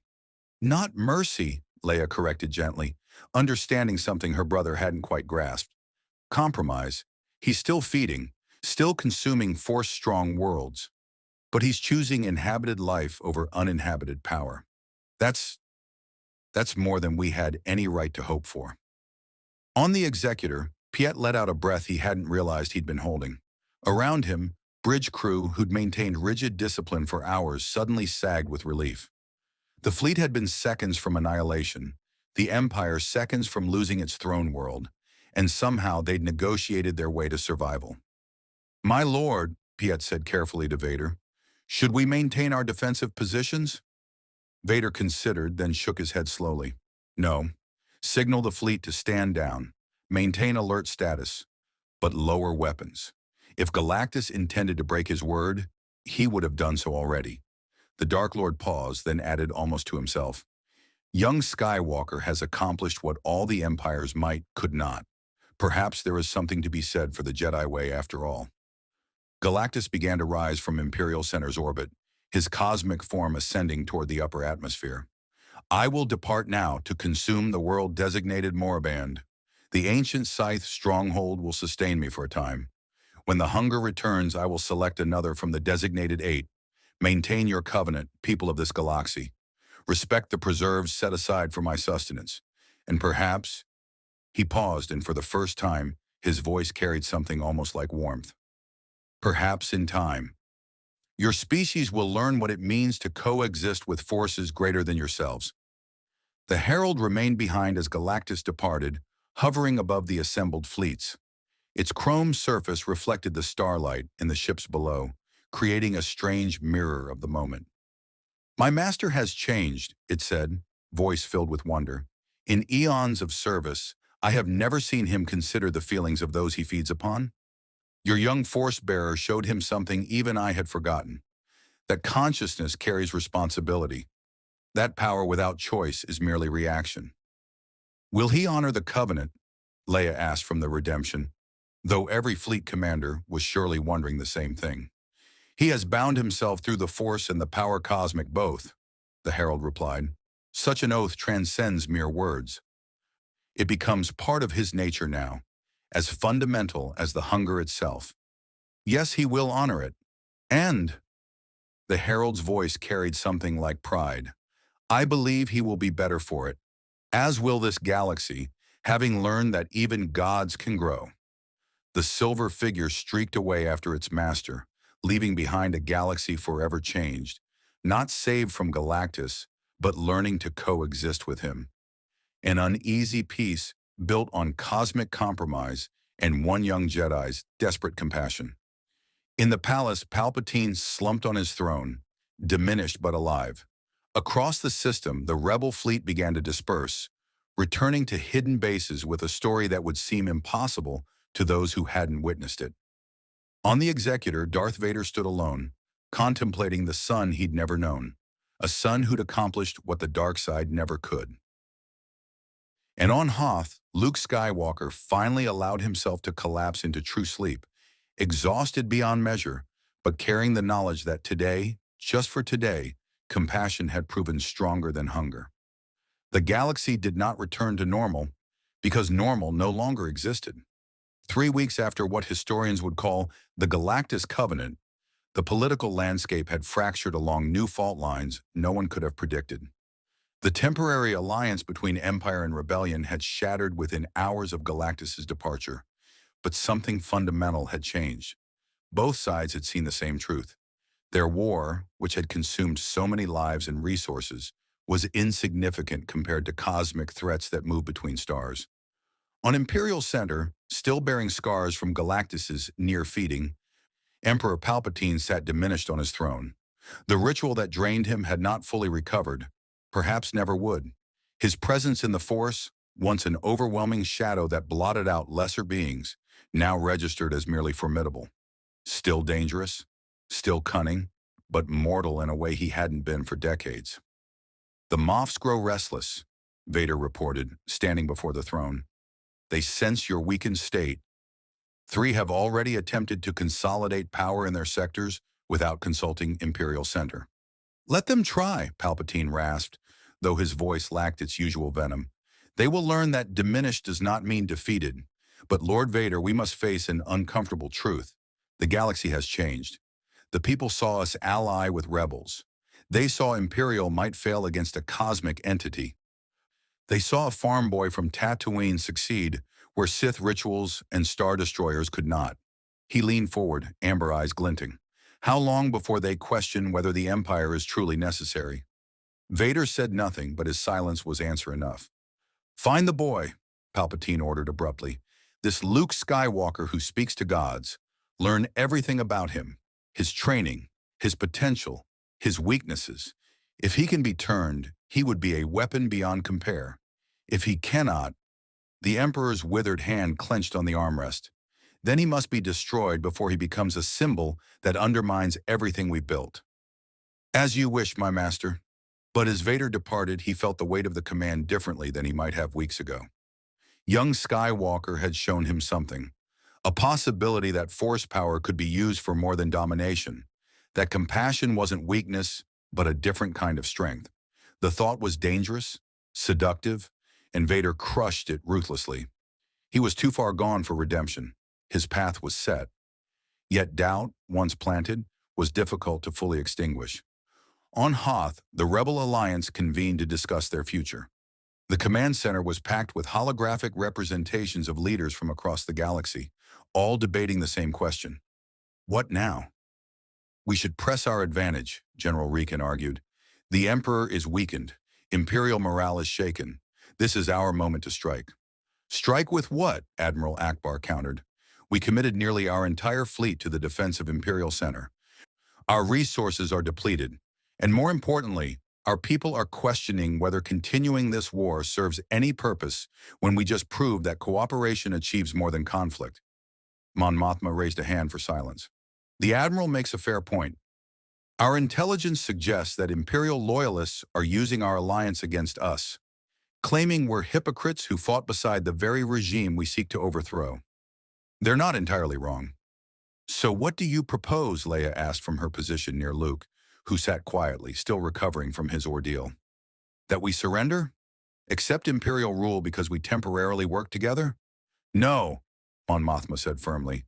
But perhaps we refocus our efforts. The Empire commits atrocities daily, enslaves entire species, crushes dissent with brutal efficiency, maintains power through fear. Those evils remain regardless of what happened with Galactus. But our approach must evolve. We fight for liberation, not merely against the Empire. We build alternative systems of governance in the territories we control, demonstrate that freedom can coexist with order. Luke finally spoke, his voice quiet but carrying across the chamber. What if we stopped thinking of it as a war we need to win and started thinking of it as a galaxy we need to heal? The room fell silent. Several leaders exchanged skeptical glances, the idealism of youth, their expressions suggested, but Leia squeezed Luke's shoulder supportively. The Force connects everything, Luke continued, gaining confidence. Light and dark, empire and rebellion, even beings from other universes. Galactus taught me that. When I showed him what made life worth preserving, I wasn't showing him rebel victories or imperial defeats. I showed him ordinary moments, people loving each other, sacrificing for each other, choosing to be better than their circumstances demanded. He looked around at the assembled leaders. Maybe that's what we should be fighting for. Not the destruction of the Empire, but the creation of something better. Spoken like someone who hasn't lost his world to Imperial terror, a Celestin delegate said bitterly. I have lost my world, Leia interjected sharply. Alderaan burned because the Empire wanted to make an example. But Luke is right. If all we do is tear down the Empire without building something better, we'll just create a power vacuum for new tyrants to fill. We've seen it happen before in galactic history. The debate continued for hours, but a subtle shift had occurred. The rebellion still opposed the Empire, still fought for freedom, but now with a longer view, thinking not just about victory, but about what came after. In the unknown regions, on the frost-covered ruins of Morabon, Galactus completed his feeding. The ancient Sith world, already decimated by millennia of dark-side corruption, offered rich sustenance, concentrated malevolence that the cosmic entity consumed with something approaching satisfaction. When he finished, Morabon was not merely dead but erased from the Force entirely, a blank spot in the galaxy's spiritual map. The Herald observed silently as its master processed the meal, noting the changes in Galactus since consuming the Emperor's dark-side ritual. The cosmic entity's armor now flickered occasionally with purple-black lightning reminiscent of Force powers. His awareness had expanded to encompass not just physical matter and energy, but the living Force itself. Master, the Herald ventured, you have changed since entering this galaxy. Yes. Galactus contemplated his own hands, watching Force lightning crackle between fingers the size of starships. I have consumed many forms of energy across countless realities, but never before have I consumed consciousness itself. The Force is not merely power, it is connection, awareness, the collective soul of a galaxy given metaphysical form. Does it trouble you, having consciousness that extends beyond yourself? It should. For eons I have existed in isolation, communion only with the hunger and the silence of deep space. Now I feel... Galactus paused, searching for words. I feel the galaxy, trillions of lives, each tiny and brief, yet collectively creating something vast and beautiful. I understand now why the young Force-bearer pleaded for mercy, not because individual lives matter in cosmic terms, but because the pattern they weave together creates meaning from meaninglessness. Will you honor the covenant? I have sworn it through the Force itself. To break such an oath would be to unmake part of what I have become. Galactus turned his vast attention toward the galactic core, toward Imperial Center and the countless worlds surrounding it. But more than that, I find I wish to honor it. The hunger remains, but it no longer defines me entirely.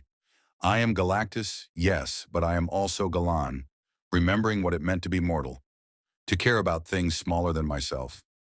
The Herald's chrome surface rippled with emotions it couldn't name. Hope, perhaps, or something like familial pride. Where will you go now, Master? I will remain in this galaxy's outer reaches, consuming the designated worlds as needed. 7 remain after Moraband. They will sustain me for some time, and as I claimed, they will regenerate if the galaxy's force users learn to channel energy back into depleted nexuses. It is sustainable, a word I have never before applied to my existence. And when the designated worlds are consumed and not yet regenerated, what then? Galactus was silent for a long moment, cosmic awareness contemplating futures not yet written.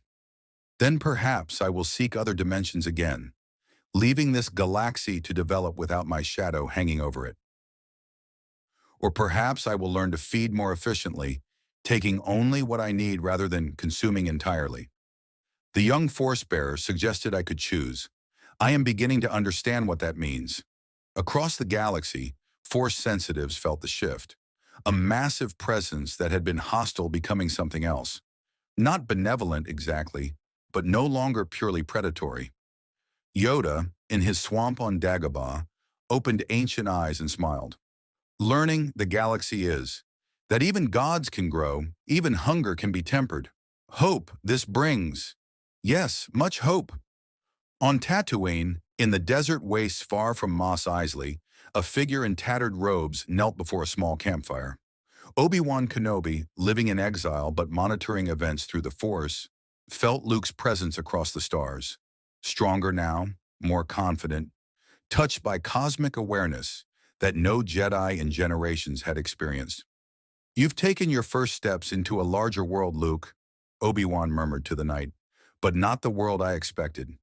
You've looked into the face of cosmic hunger and responded with compassion. Perhaps that's what the galaxy needed. Not another warrior, but a healer, a bridge between worlds and philosophies." He poked at the fire, watching sparks rise toward the star-filled sky.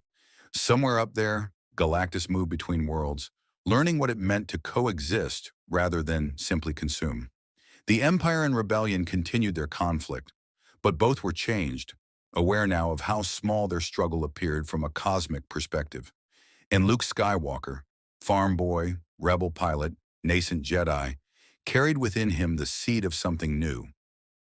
Not the old Jedi Order with its rigid doctrines and emotional detachment, but something more flexible, more compassionate, a way of understanding the Force that acknowledged darkness without being consumed by it, that could speak to cosmic entities and imperial tyrants with equal authenticity.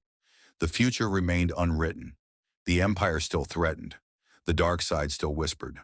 But for the first time in years, Obi-Wan felt genuine hope that the galaxy might survive its growing pains and emerge stronger. On the Executor, Darth Vader stood alone in his meditation chamber, the one place his mask could come off without observers. He touched his scarred face, feeling the burns that Mustafar had left behind, physical reminders of his fall from grace. Young Skywalker's name echoed in his mind, carrying resonances he couldn't fully understand. Something about the boy felt familiar, not just Force sensitivity, but something deeper, more personal. Vader pushed the feeling aside. Sentiment was weakness. The dark side demanded strength, sacrifice, the willingness to do whatever was necessary. Yet even as he reinforced those familiar justifications, doubt gnawed at their foundation. If a cosmic entity could choose to show restraint, could change its nature through conscious decision, what did that say about Vader's own choices? About the inevitability of the dark side's pull? "There is no redemption for me," Vader said to the empty chamber. But for the first time in years, he wondered if he was trying to convince himself. The galaxy turned. Galactus moved among the stars. The Force flowed through all things, binding them together in patterns of light and shadow. And somewhere in that vast cosmic dance, the seeds of change had been planted. Not through conquest or destruction, but through one young man's desperate plea for mercy, heard and answered by a being who'd forgotten what mercy meant. The war between Empire and Rebellion would continue. More battles would be fought, more lives lost, more worlds caught in the crossfire. But underneath that familiar conflict, something new stirred. An awareness that the galaxy contained mysteries and powers beyond political control, That sometimes the greatest victories came not through strength, but through understanding, and that even hunger itself could be transformed through conscious choice. The future remained uncertain, but for the first time in decades, it held genuine possibility for something other than endless conflict. And in a galaxy that had known too much darkness for too long, that possibility, however fragile, shone like a star breaking through storm clouds. The Galactus Covenant became legend within a generation. Historians debated its implications while philosophers argued about its moral foundations. Had the galaxy truly negotiated with a cosmic god, or merely postponed inevitable destruction? The answer mattered less than what the event represented. Proof that even the most fundamental forces could be reasoned with, that compassion sometimes achieved what weapons could not. Luke Skywalker would go on to rebuild the Jedi Order, but not as it had been. His order embraced the lessons learned from Galactus. That rigid doctrine often failed where flexible understanding succeeded. That acknowledging darkness didn't mean surrendering to it, and that the greatest power lay not in dominating the Force, but in serving the connections it represented. The designated worlds remained empty, sacred preserves where Galactus fed when hunger demanded. Remarkably, the Covenant held, enforced not by law, but by collective understanding that breaking it would invite catastrophe. Empire and rebellion alike honored the agreement, finding in it one of the few things they could agree upon. Galactus himself changed most profoundly. The cosmic entity who'd entered the galaxy as pure hunger departed years later as something more complex. Still feeding, still necessary to cosmic balance, but no longer entirely alone in the universe. The Force had given him connection to something beyond himself, and that connection, however alien to his nature, had made him more than he'd been. The Herald remained in the galaxy longer than its master, becoming a strange ambassador between cosmic and mortal realms. It shared knowledge of other dimensions, other realities where beings like Galactus moved through existence. The galaxy learned it was not alone in the universe, a humbling and inspiring revelation. And on quiet nights, when Force sensitives reached out through meditation, they could feel him out there in the unknown regions, not threatening, not hungry at that moment, simply existing.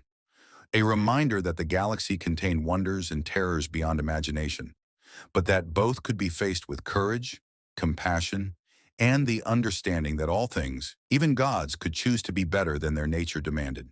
The war continued, the darkness persisted. But the galaxy had learned that even in its darkest hour, hope could take unexpected forms, arriving not as a savior with ultimate power, but as a choice made by something that had forgotten it could choose at all.